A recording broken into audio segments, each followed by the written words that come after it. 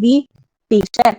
In the sense na pag-increase ang imong estrogen levels, especially during the second or third trimester of pregnancy, ang platelet or ang von Willebrand factor activity sa patient, bisan pag naa siya'y moderate nga von Willebrand factor deficiency because of the presence sa increase nga estrogen, manormalize ang iyahang von Willebrand factor nga activity. And for those food nga kanang gagamit of oral contraceptives as well as some hormone replacement therapy, it can also raise their von Willebrand factor activity. And as well as with inflammation, mutaas po din mo ang von Willebrand factor activity with inflammation. And then another one or another thing po no na-discover nila sa una nga, ang von Willebrand factor activity daw nimo or ang mag-vary siya depende kung unsa imuhang blood group, kung asa ka nga unsay blood type nimo, A, B ka, D ba ka, or O or AB. So mag-vary daw kuno ang imuhang von Willebrand factor sa imuhang blood group mo to nga gisuggest sa mga experts sa una nga ang hospital mag-develop sila ilahang own reference value depende sa blood group. But eventually na-realize nila nga bisan pa di ay og lahi-lahi og reference value ang mga blood groups, magbase ra gihapon na siya sa katong low von Willebrand factor. Meaning, basta less than 50% regardless of your blood group, nandan kay high chance or high risk for bleeding. Whereas kung ang imuhang von Willebrand factor activity is less than 30%, considered na din ka as von Willebrand disease. So mo tong eventually na-realize nila nga bisan og lahi-lahi og reference value ang imuhang or von Willebrand factor activity ang other blood groups, basta kay mo less than 15% nagali na siya regardless of the blood group, considered na siya as high risk for bleeding or na siya gitawag na siya low von Willebrand factor activity. And pag mo less than 30% pa jud, considered na siya as a von Willebrand disease. So unsa may mga therapy or unsa may treatment for patients with von Willebrand disease. So for the treatment, kung mild lang ang bleeding sa patient with von Willebrand disease, pwede ra ka nga magamit ka atong gitawag nila GRICE or katong rest, ice, and then compression as well as elevation. But kung moderate ang imuhang bleeding, pwede na din ka maghatag og estrogen or desmopressin acetate sa patient kay kani si estrogen o kani imuhang hdga or your desmopressin acetate, this actually triggers the release of your von Willebrand factor from the storage organelles. We also have your EACA or the hdga, which inhibits the fibrinolysis and can help the control bleeding pag imo siyang gamiton. So mo na siya nga kung mag-treat ka og von Willebrand factor, depende sa subtype mo ni siya imong pwede ihatag. You can use, so for example, sa type 1, pwede ka maghatag ng estrogen, your DDAVP, the hdga, and then sa type 2A po, the same, and then 2B, 2N, and then you have your 3.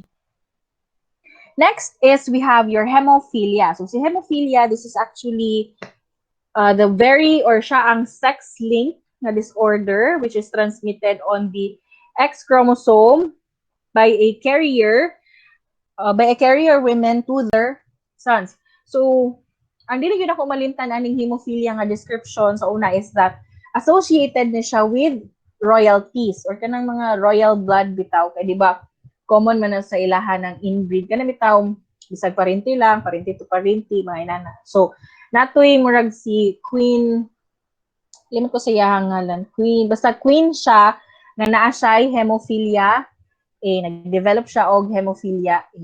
And then nahatag niya siya sa iyahang mga anak mo. Itong gitawag siya og royal family disease or your royal family blood disorder. It's because sa ilahang family manggod katong nga time is nag-develop sila og hemophilia or na sila bleeding. So hemophilia is actually considered to be the second most common hereditary bleeding disorder. So ang unsa may mga expected nimo nga mga laboratory results sa imong hemophilia A. So we'll have a prolonged bleeding time. You will have a prolonged APTT as well as to check if kung nabagid kay hemophilia A, pwede nimo mag-run ka og factor 8 assay. Kay kani man gud si factor 8, this is actually or factor 8, kani man gud si hemophilia A, this is actually a deficiency of your factor 8. So hemophilia A is a deficiency of your factor 8 mo na nga mag-run ka og factor 8 assay to confirm kung naabag yun kay deficiency sa imuhang factor 8. Now, the severity of your hemophilia A is na siya tulo ka pattern. Natay gitawag og severe, the moderate, and then you have the mild nga hemophilia. Kung mayroon gani kang severe, that refers to a factor 8 activity of less than 1%. Now, you also have your moderate hemophilia, which is na siya less than 5% ng activity sa iyang von Willebrand factor. And then, for mild nga hemophilia, it's around 6 to 30% or average 6 to 30%. And this type of, or kaning type, no, kaning mild hemophilia, this only bleed excessively in associated with a trauma or surgical procedures. Meaning, kung mild lang ka nga hemophilia, ay hana ka maka-experience of bleeding if mag-undergo ka og surgery or kanang masamad ka, like for example, disgrasya ka or anything like that. So, patients with mild to severe nga mga hemophilia A, they actually exhibit or demonstrate a clinical bleeding pattern which is spontaneous bleeding sa ilahang joints, sa ilahang muscles, as well as kanang mga post-operative hemorrhage, meaning pag maoperan sa grabe gid kayo ang bleeding.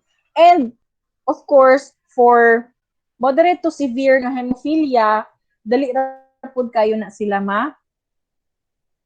bunog. So again, unsa itong mga laboratory test for hemophilia? Hemophilia A, you will have usually normal lang ang imuhang bleeding time.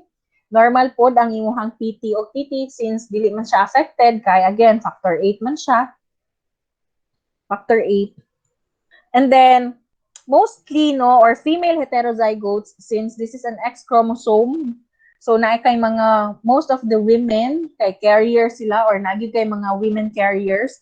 So female heterozygote carriers will have 25% to 75% nga von Willebrand factor activity which will not show up or dili nimo ma-notice ang ilahang pagka-carrier or ang ilahang deficiency sa ilang factor 8 since napaman siya within the 25 to 75%.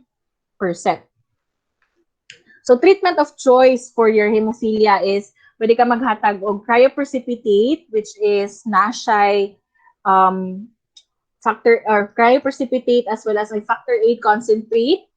And then pwede po ka maggamit og hdga which can stimulate the release of your factor 8 complex as well as the von Willebrand factor from the stored reserves. Kaya di ba, si von Willebrand factor necessary man na siya to stabilize your factor 8. So mo na siya nga maghatag ka og pwede ka maghatag og kanang ddavp. Next, or by the way to para ma-diagnose nimo na imong hemophilia A, di ba isa sa mga test nga imong gamiton, of course, you have your PT test, katong imong prothrombin, your APTT, your TT, and mo na din siya ang imuhang mga common nga results or your clot-based screening assays if naa kay mga congenital single factor deficiencies. So kato ni siyang pareha bitaw atong sa mixing studies, di ba natoy table na akong gihatag sa inyo ha. So mo siya namin kung deficient ka with factor 1, kung say mga expected nimo nga mga result if na kay factor deficiency. Next is we have your hemophilia B. Now, si hemophilia B, gitawag na siya og Christmas disease. So, si Christmas disease, this is a deficiency of your factor Christmas. Ito na to. Christmas, ay, Xmas na lang para dali. Basta kay Christmas. Kanang Christmas good nga Pasko, ano. Christmas disease. This is a deficiency of your factor 9. Again, si hemophilia A is factor 8.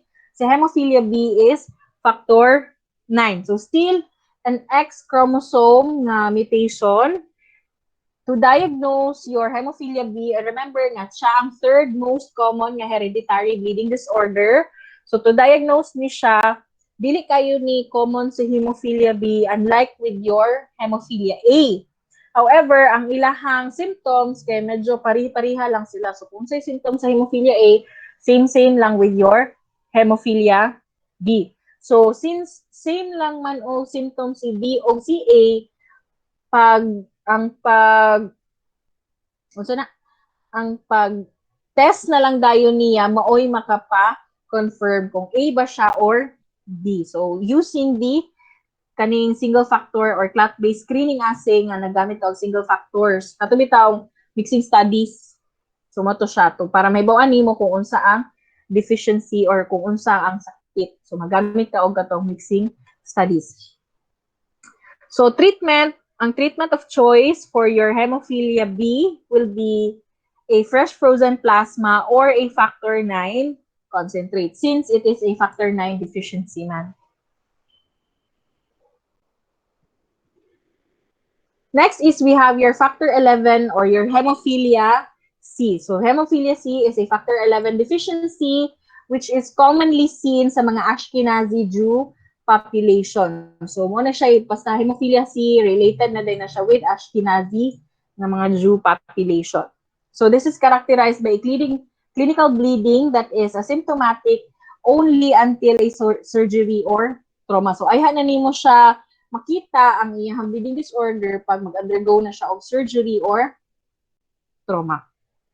So, of course, to detect the presence of your hemophilia C, magkuan gyapon ka, mag-mixing studies gyapon ka to identify if naabay deficiency sa factors and to confirm, pwede ka mag-factor 11 activity assay. So here is a table, naka-table na siya sa list of your coagulation disorders, iyang mga factors, sa iyang inheritance pattern. Let's say, for example, sa factor 1, pwede siya recessive, pwede siya dominant.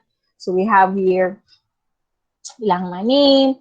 So factor, let's say, for example, factor 5 or the factor 5 deficiency, also known as your Oren's disease. Associated siya or makadevelop ka of factor 5 deficiency. Pag nakay severe liver disease, you have DIC or a fibrinolysis nga disorder. So and so on. Naka-table na siya. So, kani siya nga table, kuan na ni siya mura og nice to know.